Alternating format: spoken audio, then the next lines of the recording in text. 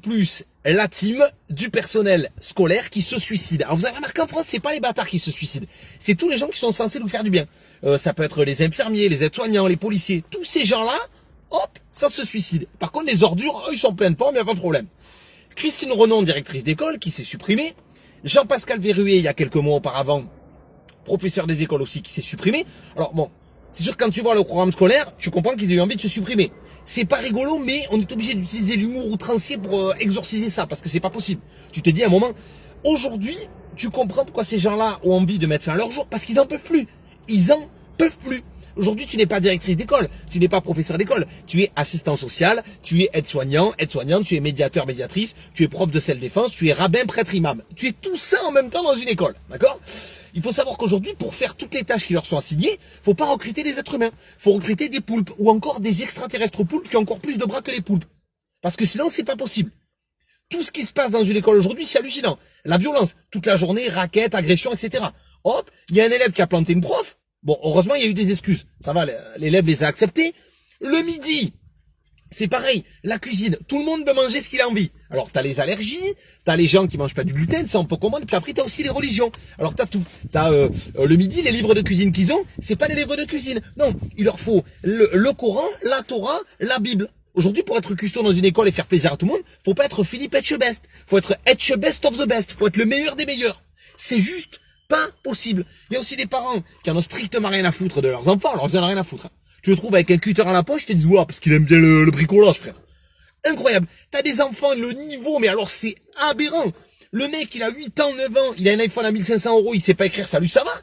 C'est hallucinant. Tu te dis, aujourd'hui, en troisième, le niveau scolaire, ils étudient Martine à la plage bientôt. C'est un truc de dingue. Et les programmes scolaires changent tout le temps. Un coup, c'est Martine à la plage, un coup, c'est Martine au camping. Ils ont pas le temps d'apprendre un truc, déjà, ça change. Un coup, ils font espagnol, un coup, ils font italien, un coup, ils font italien, espagnolo, un coup, ils font Eros Ramazzotti, un coup, ils apprennent langue étrangère, Aya Nakamura. C'est un truc de dingue.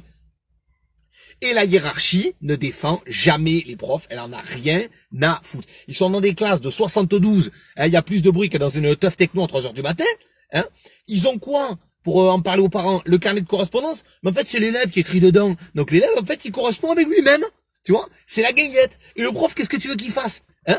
Qu'est-ce que tu veux qu'il fasse? Il met un 2 à l'élève parce qu'il n'est pas capable d'écrire son prénom. Et du coup, 2, c'est le nombre de dents qui va lui rester après que les parents soient passés dessus. Parce que maintenant, les parents, ils tapent les profs. C'est extraordinaire. Et la hiérarchie ne les défend jamais. Jamais. Hop, tu chopes un élève avec un cutter, ils vont dire oui, non, mais écoutez, il a le droit de s'amuser, qui n'a pas, balafrer sa grand-mère, c'est fun, on s'amuse. Parce que derrière, il y a les politiques, et eux, les politiques, ils en ont rien à, eux, ils veulent la paix sociale. Par contre, pour les profs, il y a la guerre sociale. Tu connais? Eux, ils veulent, tu sais, qu'on mette des bulletins dans les urnes, mais pour les profs, ça sent l'urine. Tu vois le truc? Ils en ont rien à foutre. Ils les laissent comme ça à l'abandon. Ils font, oui, c'est le territoire perdu de la République. C'est extraordinaire. Moi, ça me fascine. Je me dis, c'est pas possible. Je vous jure, moi, les profs, ça a une importance capitale. Il y a des profs qui m'ont sauvé la vie. Il y a des profs qui m'ont sauvé la vie parce qu'ils ont cru en moi, ils m'ont aidé, ils m'ont poussé. L'inculture, c'est le mot, le mal du siècle, pardon, le mal du siècle, c'est un truc de dingue. L'inculture, c'est comme une flaque d'eau et tout ce qui croupit dedans, c'est le mal que ça va engendrer. C'est ça. À la fin, tu peux rater ta vie parce que tu es inculte. Je vous jure que c'est vrai, les enfants. Si vous écoutez cette vidéo, cultivez-vous. C'est ça le plus important. Il y a des écoles primaires aujourd'hui. C'est pas des écoles primaires. C'est l'asile d'Arkham. Il y a que des malades mentaux. Et pourquoi il y a des infirmiers, des profs, des policiers qui se suicident? Parce qu'ils n'en peuvent plus. Ils pètent les plombs. Ils pètent les plombs. Et c'est pas normal.